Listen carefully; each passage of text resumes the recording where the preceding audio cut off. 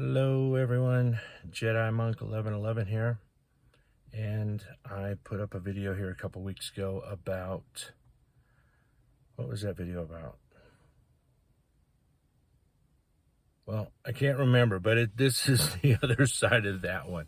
This is forgiveness, right? It's challenging. It was challenging for me to come to terms with what forgiveness is, what it means, and how to effectively get in that space, because I was betrayed, I was backstabbed, I was lied to, lied about, gaslit, and even dark magic used against me. Spell work from a bruja, the ex-wife, her family, and then later on another individual that I would fall into a relationship with from another culture who also practices that goofy stuff under the notion that nothing comes back to them. But when you are in your divine light, a place of love, reaching closer and higher to source in prayer and meditation, and you're seeking God, right? You're pursuing God, and you learn what Jesus said, to send them your love. It's like dumping hot coals upon their heads. There is great truth and power in that. And when we're in a place to forgive, forgiveness is not validating or co-signing someone's bullshit. That is not what forgiveness is. Forgiveness is letting go, so we do not have to re-feel and relive the traumas, the betrayals, and all that. That's what keeps you trauma bonded, is being in a place of resentment and unforgiveness. And resentment basically means to re-feel. In Spanish, I love the way they say it, because it says what it is. Resentimiento, to rethink, to re-feel, to revisit, right? And you don't want to do that, because every time we do that, we affect our brain chemistry, and that gives us doses of adrenaline. I've talked about that before in many other videos. And that resentment and unforgiveness, it doesn't hurt the enemy. It hurts us. It hurts us to re-feel and to relive and to be in that place of victimization over and over again. We re-victimize ourselves, and until we flip the script and forgive. And what forgiveness is letting go of the past. It's letting go of the hurt, the betrayals, and the trauma. It's allowing us to move forward without that baggage. We have to let go of that baggage in order to reach higher and ascend, and to move forward in our lives to better and positive things. And so one of the tools that I was told to do was to pray for them. And I thought, pray for them? Why would I pray for anyone who's done horrible things to me and lied and cheated on me and then went and slandered me in the public to cover their tracks? That's what they have to do.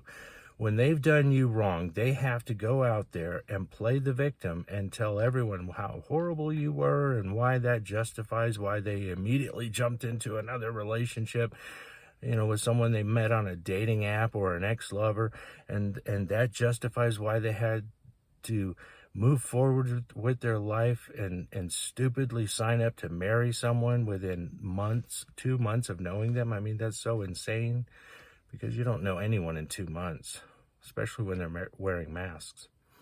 And so they told me to pray for them. And so I thought about it. I prayed about it. I meditated about it. Why would I pray for them? And in my prayers and meditations, I asked, why would I pray these things? And the voice came back and said to me, pray for their joy, pray for their peace, pray for their happiness, pray for their love. And I thought, why would I want them to have any of those things when I've been denied every one of those from that relationship? And then the voice comes back with, what was it like for you to find peace? And I said, oh my God, it was hell. It was a nightmare for me to find just a shred of peace again in my life.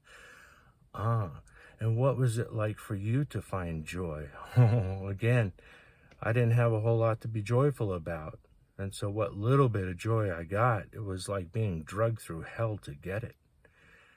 And then I realized, this is why you want to pray for others, those higher divine gifts that come only from God. Now, how God chooses to get those individuals to that place, that's between God and them. But I know for me, to find peace and happiness and joy and love again, it was hell. And to be honest, I am not a piece of shit. I've worked very hard in my life to level up, to become the man that I am. A man of honor, discipline, integrity, and truth. I can't stand to live in a lie. If I tell a lie, it grinds my conscience until I confess. Even when it hurts, I'm honest. I'm not brutally honest. I never tear anyone down. But if it's about me and my truth that I'm living in, then I have to stand in my truth in good conscience, because that's how my God has worked with me and keeps me in check. But for that, I get to level up, I get to learn, I get to grow, I get to ascend a little more each day and live this life of love, tolerance, kindness, and compassion, and receive all the same. So forgiveness is not about co-signing the BS. It's not about saying, oh yeah, you were right for what you done to me. None of that. None of that at all.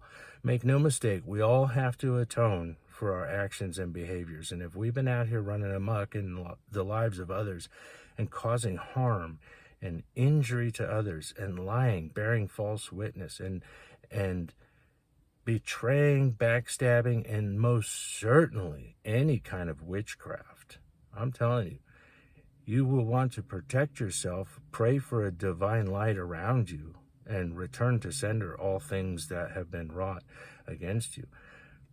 But in that, everything goes back to where it came from.